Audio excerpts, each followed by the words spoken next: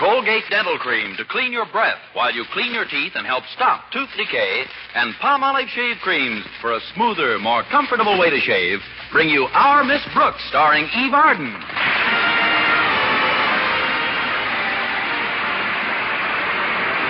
It's time once again for another comedy episode of Our Miss Brooks, under the direction of Al Lewis. Well, in many of these United States, winter seems to have settled down for a protracted stay. Our Miss Brooks, who teaches English at Madison High School, doesn't seem to mind. No, indeed. I do enjoy the winter season. There are so many activities to engage in. Ice skating, sleigh riding, building snowmen. Of course, the last snowman I built melted after one dance, but while we're on the...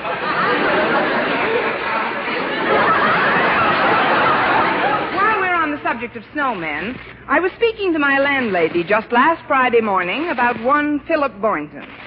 It seems the bashful biologist had come out of his turtleneck sweater long enough to invite me to Madison's annual matinee snowball dance. That's wonderful, Connie. And I just know you'll be the belle of the ball this afternoon. That outfit is so colorful and wintry looking, especially those lovely blue socks. I haven't put on my socks yet. Maybe we ought to turn the heat up, Mrs. Davis. Of course, dear. But I'm crazy about that sweater. And the earrings are divine, even though they are a bit large. These are not earrings, Mrs. Davis. They happen to be ear muffs. I'm just wearing them a little lower than usual. You see, I have what is known in medical circles as cold lobes. Oh, I'm sorry. Oh, it's nothing to worry about. I just don't want my blue feet to get jealous. I'll put my socks and shoes on right now. I brought them in with me. Yes, you better get ready, Connie. Walter Denton will be here to pick you up any minute. But while we're waiting, you still haven't told me how you got Mr. Boynton to ask you to the dance. It wasn't easy, Mrs. Davis. I started my campaign weeks ago. First of all, I played hard to get for 2 days. And then? And then I played Available Jones for 3. After that, I changed my lipstick 4 times and used 6 different brands of perfume in as many days. And then? Then I bought 2 tickets to the dance and invited him. But it should be fun.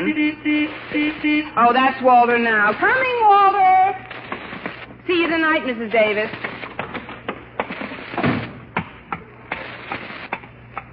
Good morning, Walter. Greetings, good fairy of wintertime. Oh, your warmth and beauty bring cheery comfort to this frigid, icicle-ridden chariot. Careful, Walter. You're fogging up the windshield. Your outfit's a knockout, Miss Brooks. Something new's been added, hasn't it? What do you mean? Those large woolen earrings. These are earmuffs. Cold lobes. Open your door. Yes, ma'am. I think it only fair to call it to your attention, Miss Brooks, but you may not be so comfortable on your way to school today. You see, Ouch! brought my skis with me. If you hadn't called it to my attention, I never would have noticed them. Anything broken? No. Fortunately, this woolen skirt doesn't splinter easily. Well, let's get going. Why don't you put these skis in the back of the car, Walter? Oh, it's not big enough. Oh, Just hold them on your lap, Miss Brooks. that's not big enough either. Here, I'll stand them up on the floor between us. Oh, no, that won't work. You've got the top on today. Oh, just stick them through the hole in the top. What hole? Grab the wheel a minute, I'll show you. That hole right there. Perfect fit. But what is this metal contraption in the center of the skis, Walter? Oh, that is my own invention, Miss Brooks. I call it the Denton Claw. It's guaranteed to keep your skis on no matter what. Really? Yes, not only that, but it's designed to keep your skis in perfect position regardless of what you're doing with your feet. Suppose you're crushing grapes.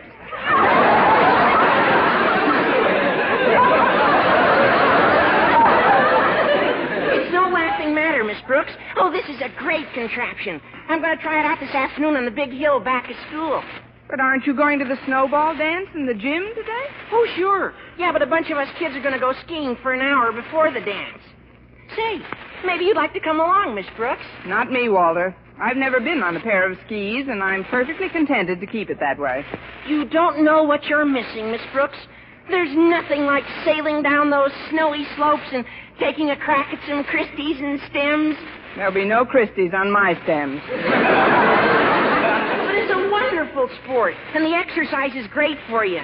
You ought to see those kids after a half hour on that ski run. Their eyes are glowing and their faces are red and tingling. And that's not all.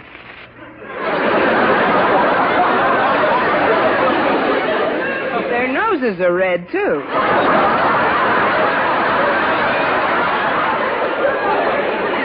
Yep, that's all I'd need.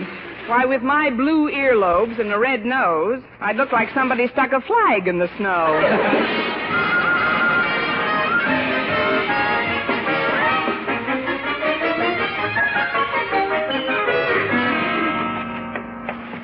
Good morning, Mr. Boynton. All set for the dance this afternoon? Oh, yes, indeed, Miss Brooks. I see you're all ready for it, too. It's a very interesting outfit you're wearing. I'm especially fond of that winter gypsy motif. Winter gypsy motif? Yes, those large woolen earrings. Earmuffs, cold lobes. We've got a few minutes before class, Mr. Boynton. Do you mind if I sit down for a little chat? Well, not at all, but be careful where you sit. I brought... Ouch! My skis to school today. Thanks, Mr. Boynton. That's a very good tip. The second one I received today. Here, stand them in a corner. All right. You see, there's going to be a little time before the dance begins, so I thought I'd go over to the big hill behind school this afternoon and do a little skiing. A little what? Skiing. Oh, there are other pronunciations, I suppose, but in England and Norway, skiing is considered most acceptable. Under the proper conditions, you can't knock it anywhere.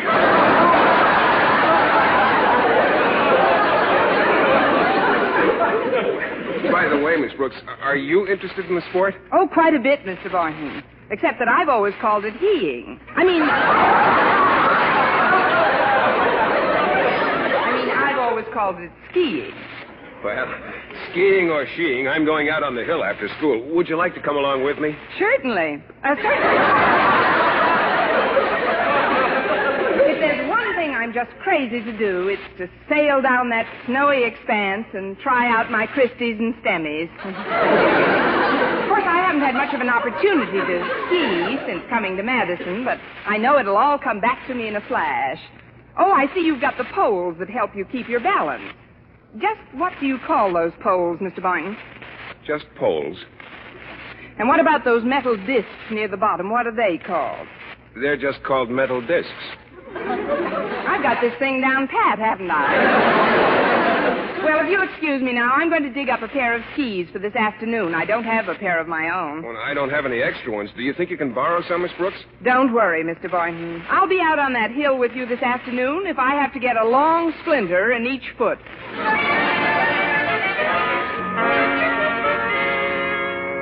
So you see, Walter, that's why I asked you to stay after class. You've just got to lend me those skis today. Yeah, but Miss Brooks, I spent my whole study period polishing them up. I haven't even tried these out myself yet. But, Walter... I was looking for you, Walter. Oh, hi, Miss Brooks. Hello, Harriet. Hi, Harriet. Oh, what's wrong? You two having a beef? Not a whole beef, Harriet, just a small fillet. I'm trying to convince him to lend me his skis just for this afternoon. Mr. Boynton's going to give me a refresher course. Refresher course? But you said you never skied in your life. That should make it all the more refreshing. Of course Walter will lend them to you, Miss Brooks. But, Harriet, we were going out to the hill and... The hill won't disappear, Walter, and neither will the snow. We'll get to the dance earlier this way. Yeah, but... Walter, dear, which is more romantic? Racing up and down a hill on a pair of sticks, or holding me close in your arms doing the mambo jumbo? The skis are yours, Miss Brooks. Good. Now show me how to put these things on so I'll look like I practically know what I'm doing this afternoon. Okay, Miss Brooks. With the new Denton claw, it's relatively simple. Just slip your feet through these metal toe plates. That's right. Now we just snap this cable around your heel. Is this your new invention, Walter? This is it, Harriet. Now the other cable. There. How do they feel? Real cozy. I'll just take a few steps and see if I can remain standing. They feel all right to me. Now, help me get them off, Walter. I've got another class in a few minutes. Oh, here. Sit down, Miss Brooks. Thanks, Harriet. Now, we just grab the binding here, hold the cable thusly, and give it a gentle tug, and presto. That's funny. I'll try it again. You take hold of the binding here, give the cable a yank here, and presto.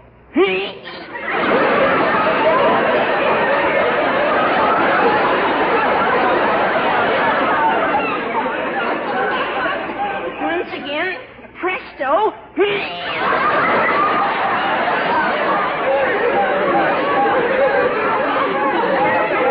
So well. You better try abracadabra. These cables seem to be stuck. Let's see. Oh, now I remember. Oh, when I had the whole thing worked out and assembled, I remembered leaving myself a notation about one detail that had to be perfected. What's that? A way to get them off. You mean you can't get them off Miss Brooks' feet? Now, calm down, everybody. Don't get panicky.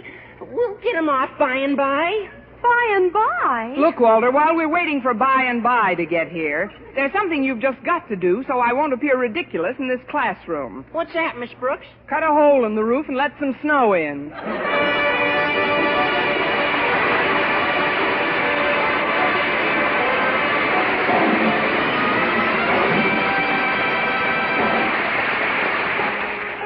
Brush your teeth with Colgate.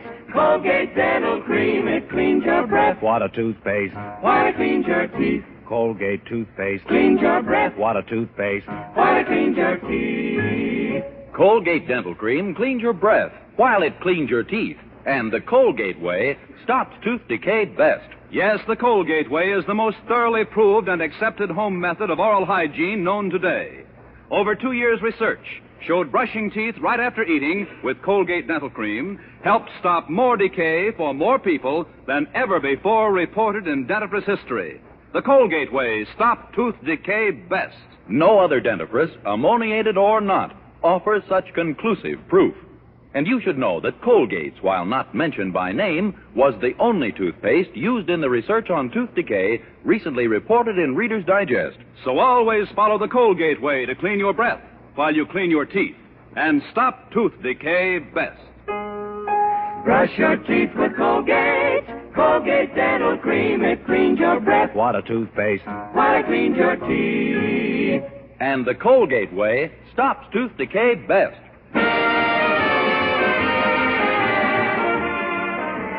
Well, the American teacher has been called upon to face many a crisis, and I refused to let the fact that my ankles were locked to a pair of skis by the Denton claw faze me one bit. When it came time for me to conduct my class, I merely smiled, rose from my desk, and with my customary dignity and poise, stepped lightly to the blackboard. Quiet, class. Attention, all of you. What's the matter with you kids, anyhow? Don't you think it's cold enough in this room for skis? Now, look at the blackboard, please. In order to find the adjunct phrase in the sentence on the board, I shall break it down into its component parts. Now, where's that chalk? Oh, I have some on my desk. One moment, class. Here it is. Miss Brooks, I gotta talk to you for a minute. I've got good news. Kindly pick up your books, class. Yes, Harriet? What do you want us to do with our books, Miss Brooks? I want you to put your noses in them. Also your mouths. I couldn't leave you here marooned in this predicament, Miss Brooks, so guess what I brought for you?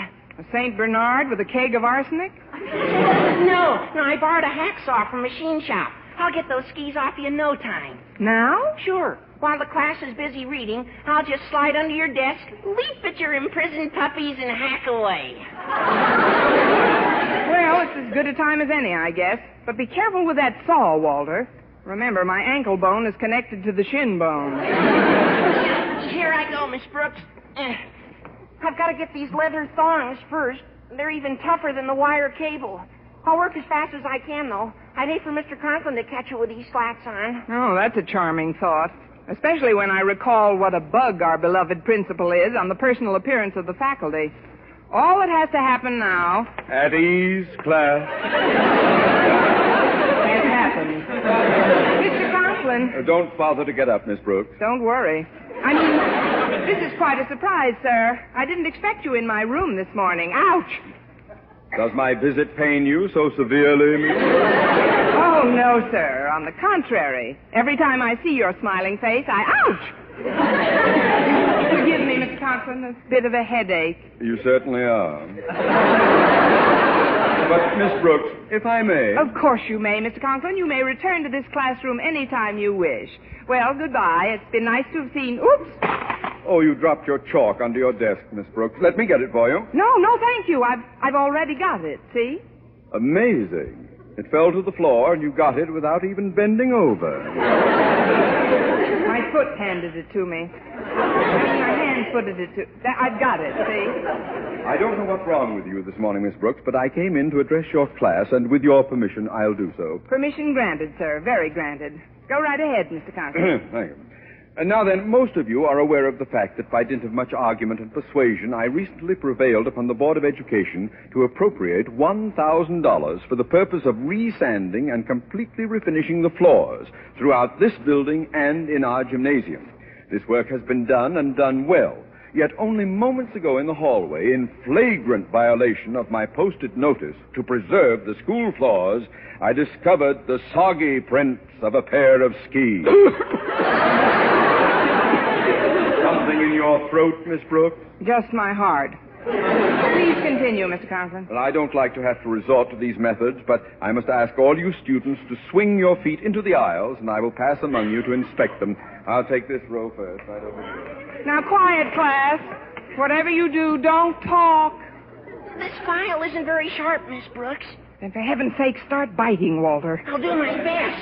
I'm not down here playing this little piggy, you know. Stop talking and gnaw. The guilty one doesn't seem to be in this class, Miss Brooks. Have you looked in the cloakroom? Believe me, the skis aren't in the cloakroom, sir. I wish they were, but they're not. That is, if you have to go back to your office now... You'll have another class coming in shortly, Miss Brooks. I'll wait for them. Meanwhile, carry on with this one. But it's quite a boring lesson today, Mr. Conklin. You see, I was about to tell my class which is the adjunct phrase on the blackboard. Well, now, don't merely tell them, Miss Brooks. They'll retain it much better if you go to the blackboard and check it off. Go to the blackboard? Yes, Miss Brooks. And at once? At once? Yes, Miss Brooks. Now. March! Very well.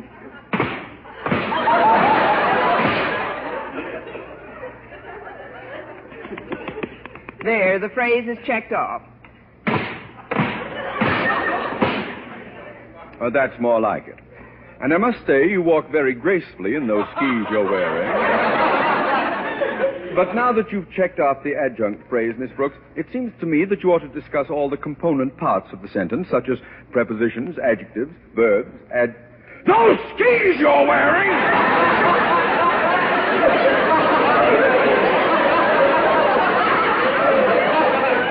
Skis, sir? What skis? I am waiting, Miss Brooks.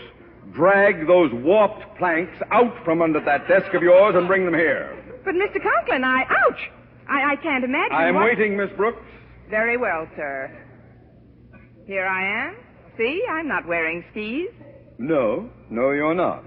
But would you mind telling me, nature girl, why you're conducting this class in your bare feet? Oh, I'm just trying to preserve the floors, Mr. Conklin. I just kicked my shoes off under the desk. I'll just have a look under that desk. But there's nothing down there but shoes. Out of my way, I'll look for myself. Miss Brooks is right. There's nothing down here but us shoes. Just as I suspected. Walter Denton, a hacksaw, and the skis. It's the old eternal triangle. Hand me the skis, Walter. I'll deal with you both in my office after school. And now, Miss Brooks, hand those skis over to me. Here you are, Mr. Conklin. You seem to have broken my glasses, Miss Brooks. Please, Mr. Conklin. You know I didn't mean it. You never do. You know, Miss Brooks, for most people, skis are synonymous with healthful, invigorating exercise. But in your position, somehow they become a lethal weapon. I never want to see a pair on or near you again. Is that clear? Yes, sir. But about your glasses, And knowing I might make contact with you today, I brought my extra pair along. If you'll just step back a pace or two, I'll slip them on. Ah, there. Now, if you'll be good enough to reach back and hand me the other ski. The other one? Mm-hmm. Oh, yes, here you are. Oh, what have I done? Oh, I'm terribly upset, Mr. Conklin. You must be. You only broke a window this time. Not very good aim for you. I still have my glasses. Yes, sir. And I still have the ski you asked for. Here it is, Mr. Conklin.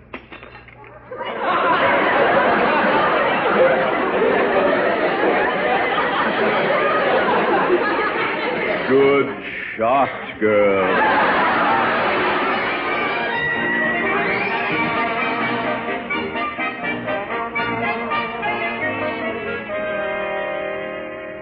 The summit of the old ski hill is just up ahead, Miss Brooks. I wish we could have started earlier. It's getting pretty nippy out. The delay was unavoidable, Mr. Boynton. Right after school, Mr. Conklin summoned Walter Denton and me to a meeting in his office. You know how strict he is about parliamentary procedure. Well, yes, I do. We had the floor for over an hour. You and Walter? Yes, he waxed and I polished. But that's all behind us now. Yes, let's forget about school and discipline. Well, this is the summit. We'll take off from here. You'll take off from here. I'm just a spectator. I don't even have any skis. Oh, I know, but we'll share mine. Ladies first, Miss Brooks. Here, I'll slip them on for you. Oh, no, please. I wouldn't think of it. Oh, nonsense. Give me your right foot first, Miss Brooks. No, Mr. Boynton. Now, just lean down, lay your head close to mine, and put your arms around my shoulders. Well, if you're going to bribe me. There's one. And there's the other. All set to take off, Miss Brooks. Wait. It looks much different from the top than it did from below. Yee-haw, Mr. Boynton! Oh, it's Mr. Conklin. Oh, no. I've got to work fast. Ski-haw, Mr. Conklin! Why are you covering your skis with snow, Miss Brooks? I'll explain later, Mr. Boynton. They're pretty well hidden now. Ah, hello, Boynton. What a delightful winter's day. Hello, Mr. Conklin. Turned pretty raw, didn't it? Well, Miss Brooks, how have you been behaving yourself since I saw you last 2 pair of glasses ago? Just fine, Mr. Conklin. Oh, I notice you don't have your skis on, Mr. Conklin. Aren't you going to take advantage of the snow today? Me get on a pair of skis with my blood pressure? No, thank you. I just came up to look at the scenery and get a breath of fresh air before plunging into the fetid atmosphere of that dance in the gym. You make it sound like fun. Oh, the view's lovely from here, all right. But you'll have to step a bit closer to the edge of the hill, Mr. Conklin, if you really want to get a bird's eye view. That, Mr. Boynton, is for the birds.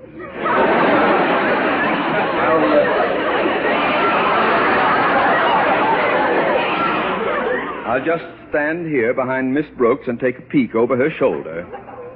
Gad, it looks like a terrifying descent. Oh, there's nothing to it, sir. Now, watch how Miss Brooks sails down. I'll just give you a flying start, Miss Brooks. Mr. Boynton, wait, please. Here you go. Oh, no!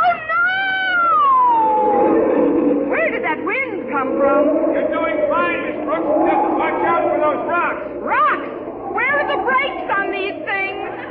You're clear now. Steady, Miss Brooks. Slow down a bit. Slow down. You're going too fast. I can't slow down. Bear left, Miss Brooks, past that gully. Look out. You're headed right for that big tree. Look out for that tree. It's the only way I can stop. Oh, if I can just grab one of the branches. Here goes. Ooh. Oh.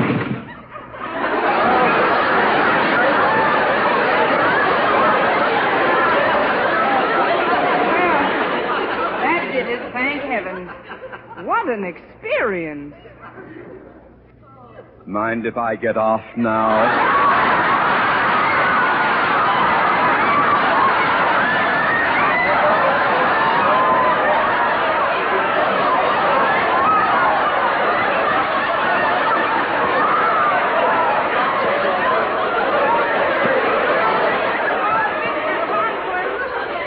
None other.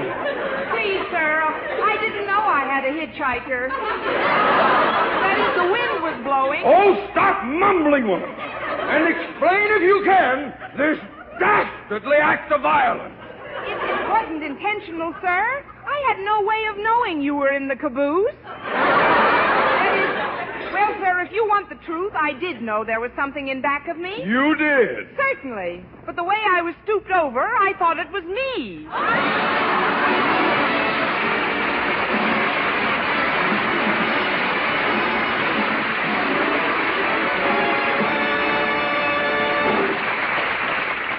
Eve Arden as our Miss Brooks returns in just a moment, but first...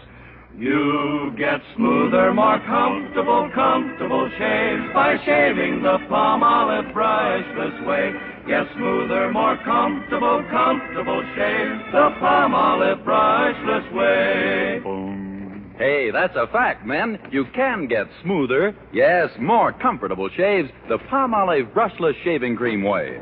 Just rub velvet smooth Palmolive brushless into your beard. You'll find it wilts the toughest whiskers, actually protects your skin by providing a soft film that floats your razor's cutting edge. Remember, over 1,200 men tested the Palmolive brushless shaving cream way, following directions on the package. And no matter how they shaved before, 3 out of 4 reported beards easier to cut, less razor pull, smoother, more comfortable, yes, more comfortable shaves. So men, try the Palmolive brushless way yourself. Even in cold or hard water, you get a close, clean shave. And a smoother, more comfortable, yes, a more comfortable shave. You get smoother, more comfortable shaves the Palmolive brushless way. Boom. Next time you shave, try the Palmolive brushless shaving cream way.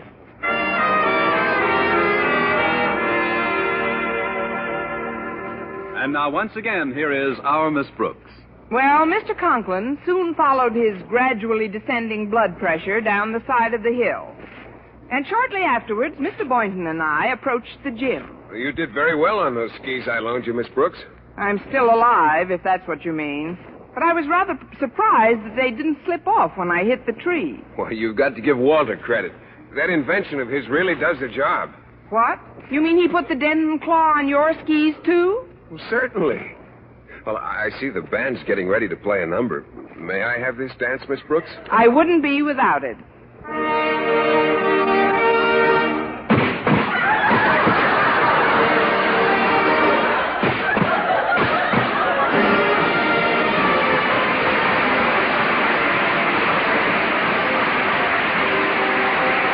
This is Vern Smith reminding you to tune in next week to another Our Miss Brooks show, brought to you by Palmolive Shave Cream for a smoother, more comfortable way to shave, and Colgate Dental Cream to clean your breath while you clean your teeth and help stop tooth decay. Our Miss Brooks, starring Eve Arden, is produced by Larry Burns, written by Al Lewis and Joe Quillen, with the music of Wilbur Hatch. Mr. Boynton is played by Jeff Chandler, Mr. Conklin by Gail Gordon. Others in tonight's cast were Jane Morgan, Dick Crenna, and Gloria McMillan.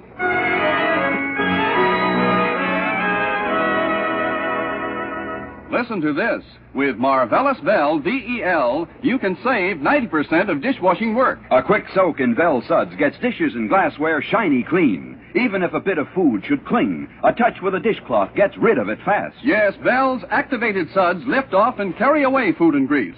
So all dishes need is a quick rinse, and they dry sparkling without washing or wiping. All pots and pans need is a soaking with Vel Suds. Then you can wash them shiny clean without hard scouring. What's more, Vel is a miracle of mildness. So get new Vel. Save 90% of dishwashing work.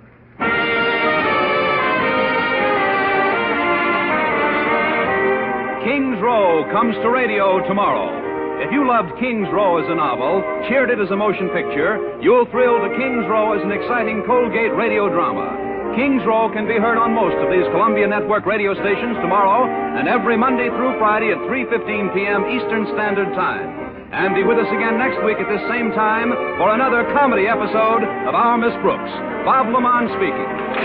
Stay tuned now for Jack Benny. CBS, the Columbia Broadcasting System.